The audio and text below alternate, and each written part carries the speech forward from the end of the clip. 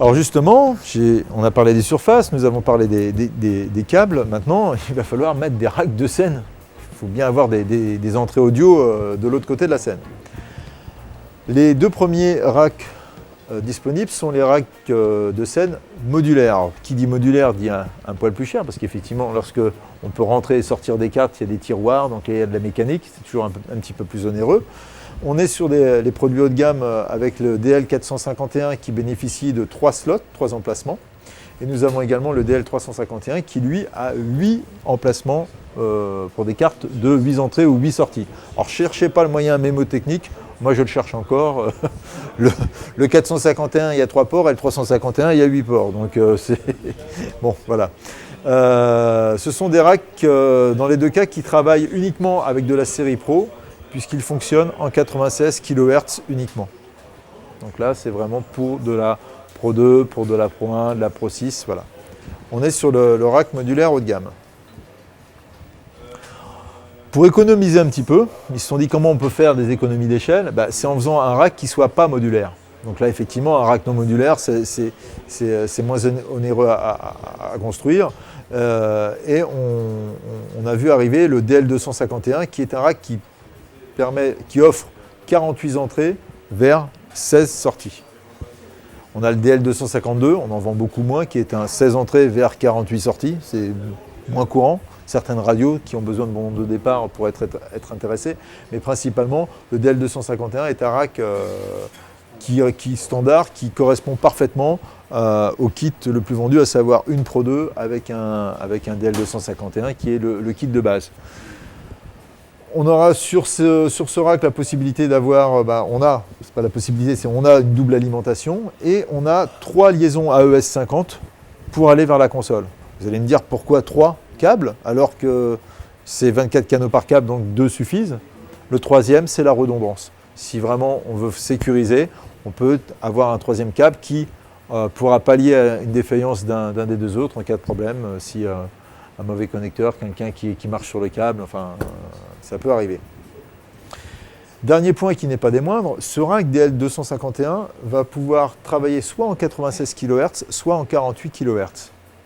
Ça, c'est un réel atout puisqu'on voit de plus en plus de consoles de type M32 dire « Je vais utiliser un rack de la série Pro pour pouvoir accéder à un niveau supérieur de qualité de préampli. » Et à ce moment-là, on basculera le rack en 48 kHz. Alors justement, quand on a ce type de rack et qu'on le connecte à une série Pro ou une M32, la première chose à vérifier, c'est la fréquence de travail d'échantillonnage. Autrement, on aura une connexion qui sera ouverte, mais on n'aura pas de son.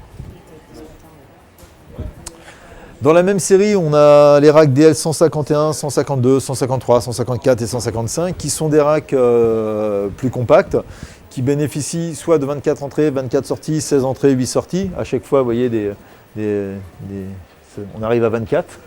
Voilà. Et puis, on a le DL 155, qui est un rack intéressant, 8 entrées, 8 sorties analogiques, et 8 entrées, 8 sorties AES EBU.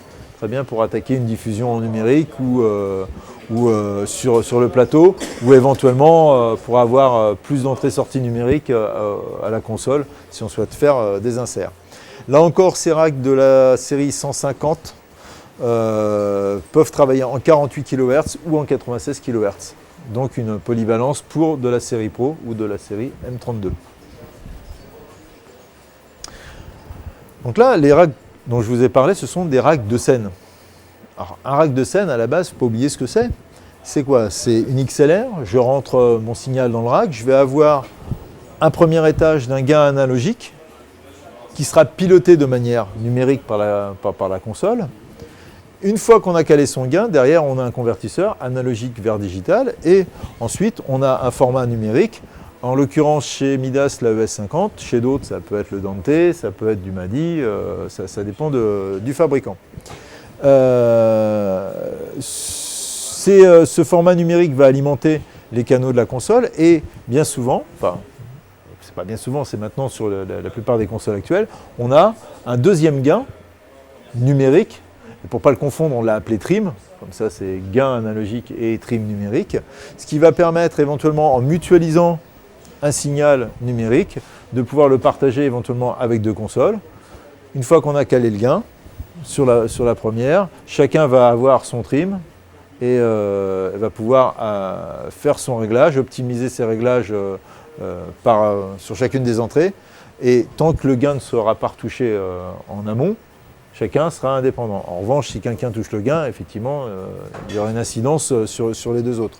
Souvent, parfois, on parle de gain compensé ou de compensation de gain. C'est-à-dire que si je baisse le trim, ça va augmenter le gain et des choses comme ça. Et bien souvent, dans ce type de montage, il vaut mieux rester simple, avoir le gain, partager ensuite le numérique. Ça se fait de manière courante. On peut le faire avec deux consoles Midas, en partageant directement un câble AES en 50 entre les deux consoles, en mettant en revanche une en master, l'autre en slave, de façon à ce qu'en termes d'horloge, ça fonctionne, autrement ça ne marchera pas.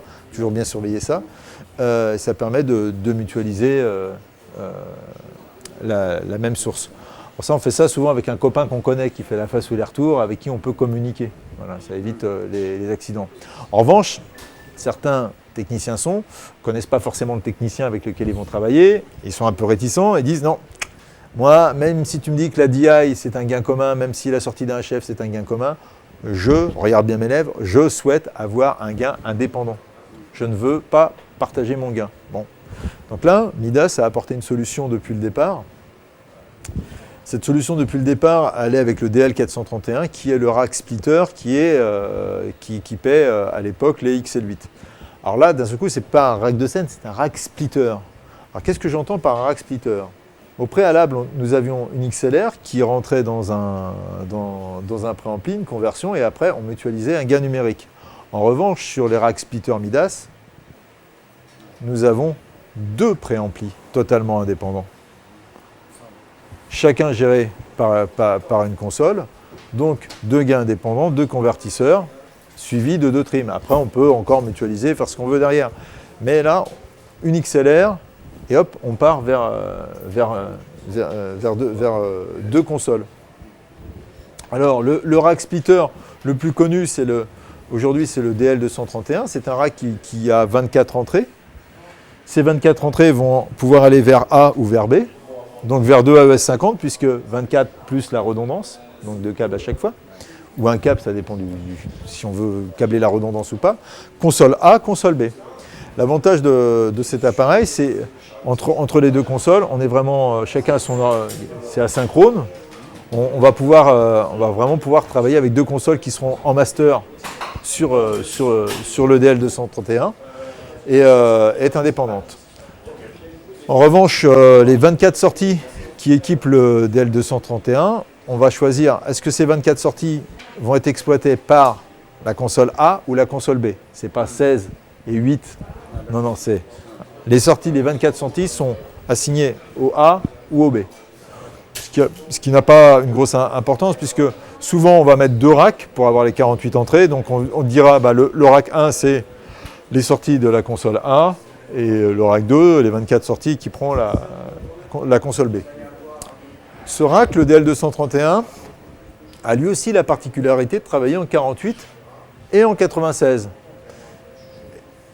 Ce qui permet de dire, je prends un exemple typique avec deux consoles Pro 2, l'Élysée Montmartre par exemple, avec deux Pro 2 et du DL231, chacun a son gain et tout le monde travaille en 96 kHz. En revanche, j'accueille quelqu'un qui arrive avec sa M32 et son show intégralement fait sur la M32. J'ai un rack de type DL231. Je vais pouvoir dire, je travaille avec ma Pro 2, mais je mets sur le canal B une M32 et je bascule la sortie B en 48 kHz. Enfin, les préamplis B en 48 kHz. Donc je peux travailler avec deux fréquences différentes. Et ça, c'est un point qui est vraiment intéressant avec le rack splitter. Et puis le premier que j'ai évoqué juste avant, le DL431, donc là c'est The Rolls-Royce, puisque là on a 24 entrées qui seront, on aura un préampli A, un préampli B et un préampli C, qui lui ne sera pas piloté par une console, mais directement sur la machine, avec des pas. Et on n'aura pas une sortie de 24, on aura 3 fois 24 sorties pour le A, pour le B et pour le C, qui permettra de câbler une console analogique tout en ayant un patch commun qui alimentera les 3 consoles. Donc ça, c'est intéressant dans certains festivals.